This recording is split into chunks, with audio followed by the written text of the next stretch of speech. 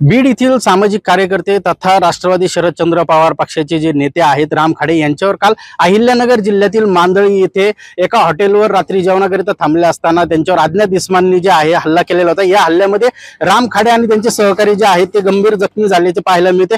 आपण सध्या मांदळी गावामध्ये आहोत। या मांदळी गावातलं जे हॉटेल पाटील आहे त्या पाटील हॉटेलमध्ये जे आहे राम खाडे आणि त्यांचे सहकारी असलेले अंबादास खेळे, दीपक खेळे, त्यासोबत परमेश्वर नागरगोजे, किशोर मुळे हे जे सहकारी आहेत हे जेवणाकरिता थांबलेले होते। रात्री 8:30 ते 9च्या सुमारास जे आहे त्यांच्यावर अज्ञात इस्मांनी जे आहे हल्ला केलेला होता। अत्यंत गंभीर स्वरूपाचा जो हल्ला आहे तो केलेला होता। जीवघेणा हल्ला त्यांच्यावर केलेला असला। हा हल्ला जो आहे तो राजकीय द्वेषातून केला असल्याचं त्यांचे राम खाडेंचे जे सहकारी आहेत त्यांनी सांगितलेलं आहे।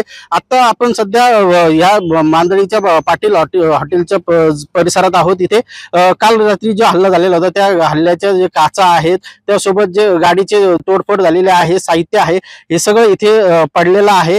या सगळ्या प्रकरणामध्ये अद्याप कुठलीही तक्रार अथवा फिर्याद दाखल झालेली नाहीये।